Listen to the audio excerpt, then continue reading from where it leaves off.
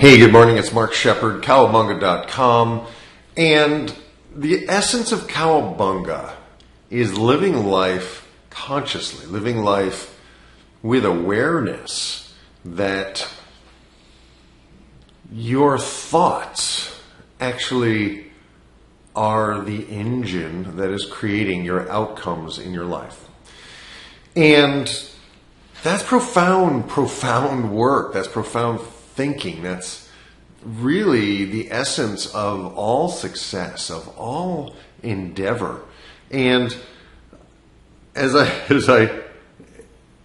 said in previous videos, this whole process that I'm doing here, these daily videos, are a result of me taking time at the beginning of my day to get quiet, to notice what thoughts are coming in, to notice what's going across my mental movie screen. What thoughts, what concerns, what emotions, what limiting beliefs are showing up in my life. And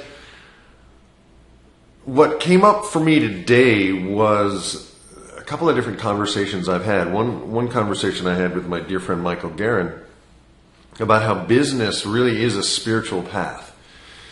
And the next conversation I've been having with Bethany Gagne of Numinous and the Albany Peace Project is that people in business are actually seeking spiritual connection and ecological wholeness. And it's not just about the money. More and more entrepreneurs are entrepreneurs because they found being a cubicle slave to be offensive to their spirit. Essentially, business is a spiritual enterprise. And I really think that is a key thought. And so I was pondering, well, if business is a spiritual enterprise, what are some of the parameters that you want to kind of think about before starting a business or, when contemplating a partnership? And I just wrote these down, and if I'm really highly motivated, I'll create a PDF and put it below the video on my site at cowabunga.com. But you might want to take notes, because I may not get to that, because other things may happen. As soon as I finish these videos, boom, my day starts, man, and I gotta get going. So I don't know if I will do that or not. I don't want to promise something I can't deliver. But the question is it worth doing? That's really, how do you evaluate whether a business partnership or a business idea is actually worth doing? So this is off the top of my head. This is not scientifically proven. This is just some of the things that I look for as, I have, at the moment, I've got 5 or 6 distinct different business projects that I'm working on. And they're all things that are congruent for me. And if I focused on any one of them, I would probably be more financially successful, but I wouldn't be happy. You know what I mean? So this is the list that I go through, and I'm always changing it. So here it is. Question, is it fun? Is this business idea that you're contemplating, is it something that you're passionate about? Is it fun? Is it something that is meaningful to you? And that's really important, particularly for people who are what we call infopreneurs, people who are basically coming up with courses and different ideas for how to help other people live their lives better. Is it something you're passionate about? Is it something you use, right? Are you congruent with that? Does it fit in with the other things you're doing in your life, your family, your loved ones, your other businesses? Does it fit in with that? And that's another question. If this business venture is going to take 110% of your time and you're in a relationship, well, something's going to suffer. It's either going to be your business or your relationship. But if your relationship is congruent with it and supportive of it, then that might be a different take, a different insight. Is it profitable? Right? So this is the big question, because sometimes we don't know till we get into something whether it's going to be profitable or not. And usually we start a business thinking, cha-ching, oh, this is going to be easy. Here's a great idea, and everybody wants it. And then you get going and you find out that actually nobody really cares. right? You know, the world is not beating a path to your door for your better mousetrap because they're perfectly happy with the mousetrap they've been using for 100 years, right? So maybe not the best business idea, a better mousetrap, you know. Does it make a positive difference in the world? I mean, this really is crucial for your own personal values. Maybe you don't care, you know, maybe you've invented the best gun, you know, and you love your gun and, you know, you want to sell this gun to 1 million people.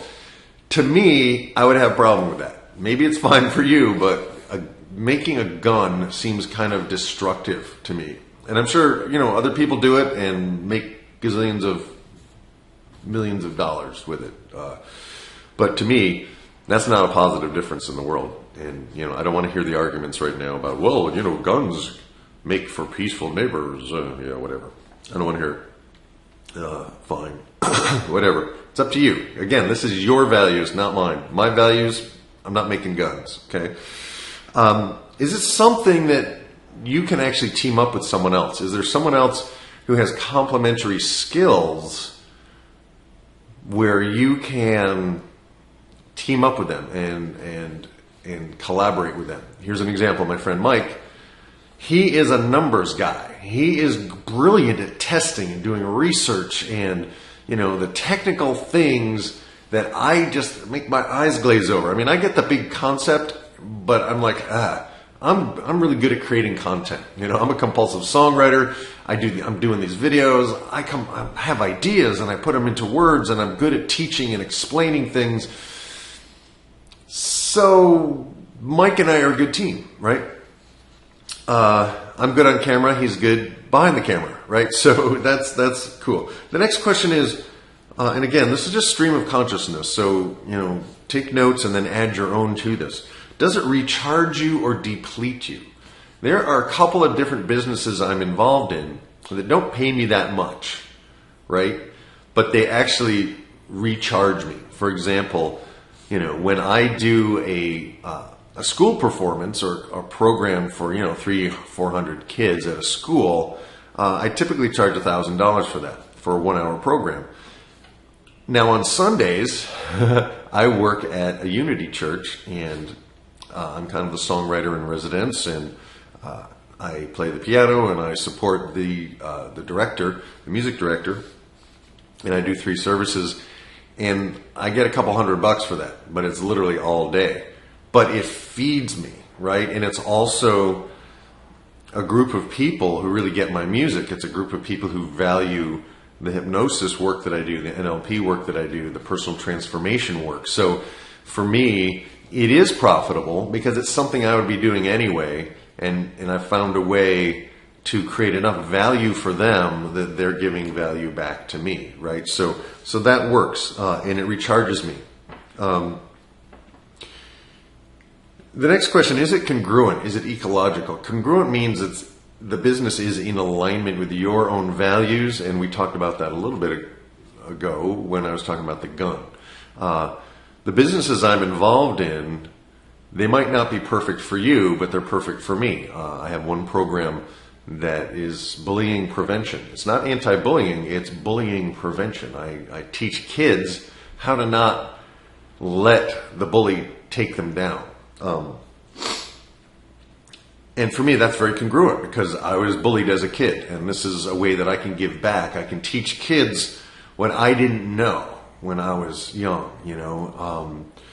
So that's congruent. I have another business that is, you know, helping people lose weight, right, with hypnosis. And that's congruent because I'm really looking to be fit for the rest of my life, and it forces me to walk my talk, right?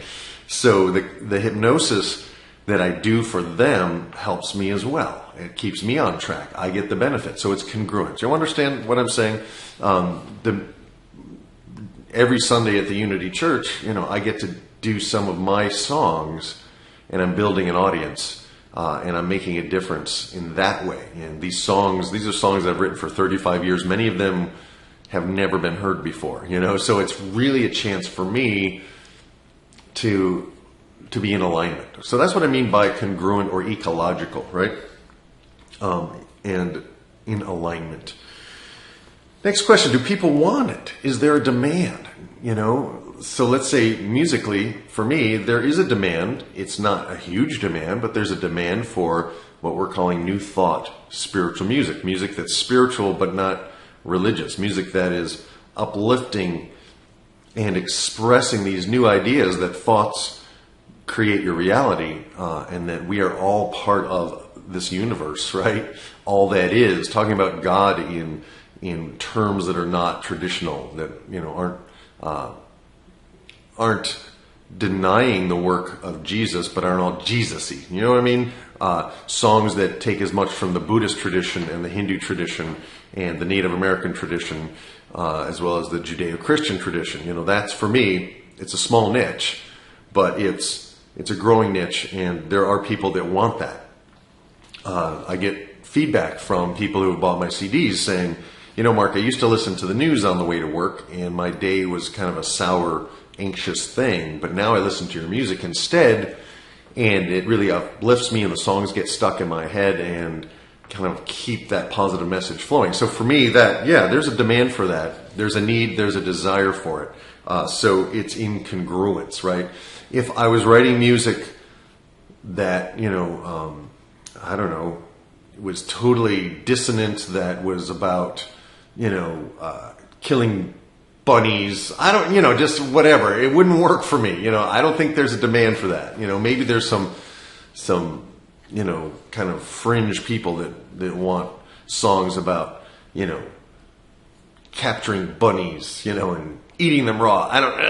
We don't want that. We don't even want to think those thoughts. So, do people want it? Do people want it? Are there people who want this? Are there people who are willing to support it with their money, with their attention, right? And that's not always true. Or you may have a product or a service that is valued, but you're not thinking in terms of, do people want it, and how would they understand this? Which is why I discovered pretty early on that when I went someplace and said, well, I'm an NLP master practitioner and trainer, a lot of people didn't even know what that was. But then when I said, hey, I help people overcome fears and phobias, boom, they got it, right? So that's what we're talking about. The next question that came to me is it worth the time, the effort, the sacrifice? Because if you're doing this project, like right now, I made a commitment to do a video every day. And there may be days when I do 3 so that I can take a couple of days off, but I wanted to do just 1 a day so that it was something manageable, something doable, but there's still an investment of time, because I may take 10 minutes or 15 minutes to share my thoughts. But then I have to, process the video and then upload it. And I can do other things while that's happening, but it's still an investment of time and still a commitment. And is it worth it? I don't know yet with this particular project. I don't know if anybody even wants to hear what I have to say.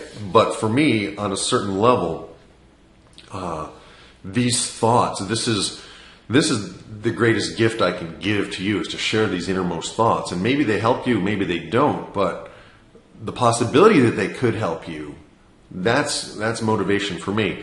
I'm not making money on these videos, but I might interest you, I might capture your attention with 1 or more of these videos, and you might go, I might want to check out an NLP training. I might want to be able to learn how to defeat the dark side in my personal and professional life. I may want to master my mind for a change.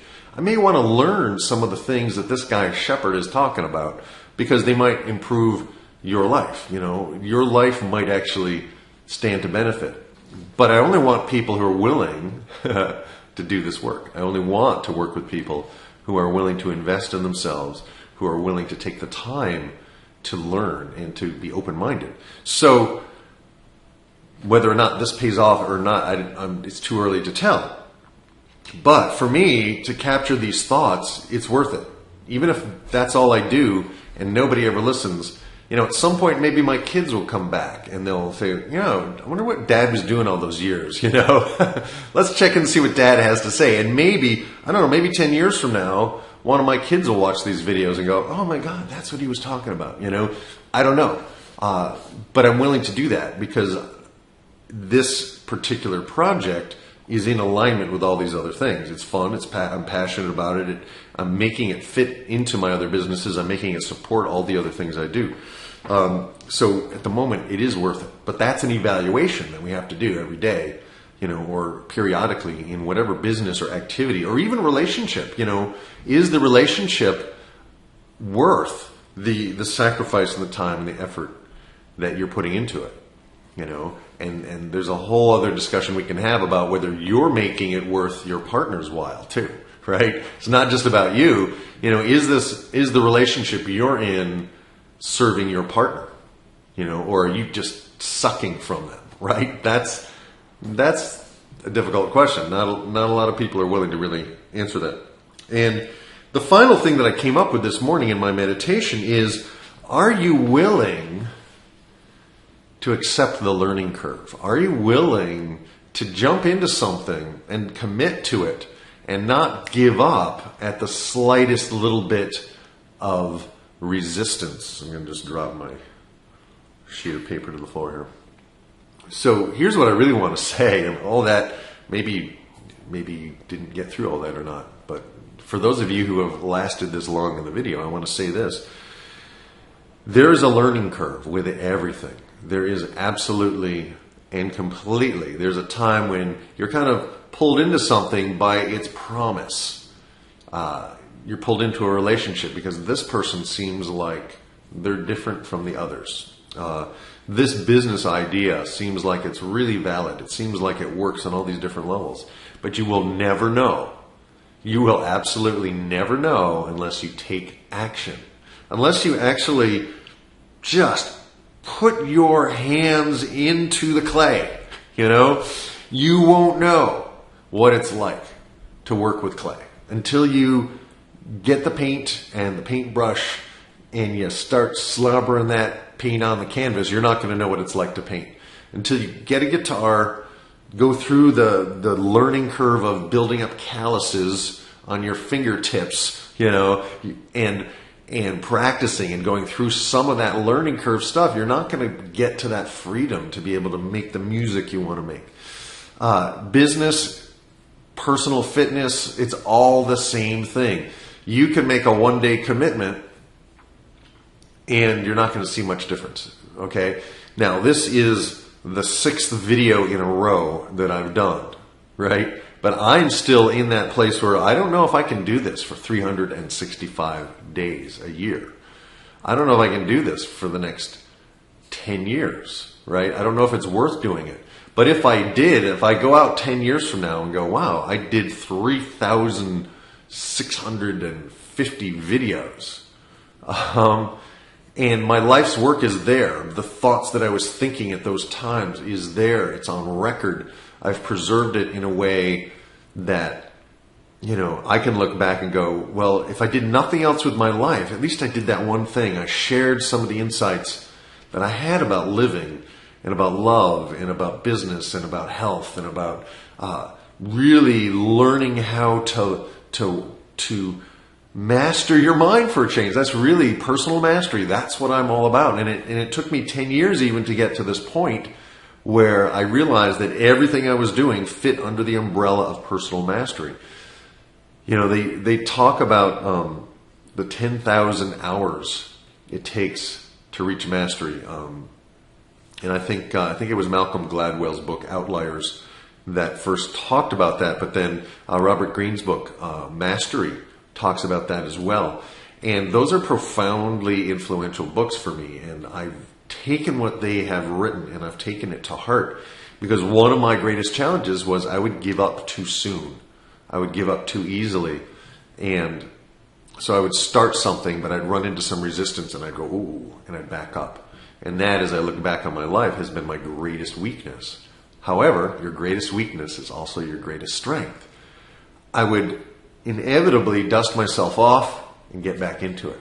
So I want to challenge you today to think about what you're actually doing with your life. What are you doing with your life on a day-to-day basis? Does it fit all of those criteria? And if it doesn't, you have some work to do. You may have a cushy job in a cubicle someplace where you just, you stamp your little thing, you check off your little thing, and you just move through your pile of papers every day. And you get your 2 weeks of vacation, you get your sick days, you get your benefits, and you're bored to freaking tears, right? You need to do some work because life is short. You're going to be dead a long time. This is the cowabunga idea. You're going to be dead a long time. Do today what you really want to do. Live the life today that you've always wanted to live. And it's never going to be perfect. It's never going to be the perfect time. But take action. Do something now. All right? And so I'm going to take action. I'm going to turn this camera off and I'm going to go process it and get it up online because I made a commitment to do that. And I'm going to do that every day. And I'm going to talk about the fact that I've made a commitment to do that. So I have to. I can't just go, I don't feel like it today because I'm going to do it. I'm going to do it every day. And we're going to see, they say it takes 28 days to really install a habit deep in your unconscious mind. I think it takes less time than that, but we'll see. And I just want to thank you for watching. And if you've watched all the way to the end, please go to cowabunga.com and sign up so you get a little, you get an email whenever I do a new one, which should be every day. And just follow where I'm going with it and apply just one thing. Maybe you just watch once a week and apply that one thing. So today, the takeaway is, look at what you're doing in your life. Does it really honor your highest, deepest values? Does it make a difference in the world? Is it something you're passionate about? Is it something that's ecological in your life? Is it something that makes a positive difference? Are you providing a service that is valuable to other people? And in one of my future videos, we're going to talk about money, and we're going to talk about this strange, abstract concept of money. But today, take action. Do something. Pay attention to the life you're living because you created it. And if you created this, you can create something better. And if you're not satisfied with what you've created, that's okay. Don't beat yourself up, but get to work. Take some time to sit and write, to sit and think, to walk and think, to really pay attention. Is this the life you want to live? And if it's not, then do something different. All right? Cowabunga.com.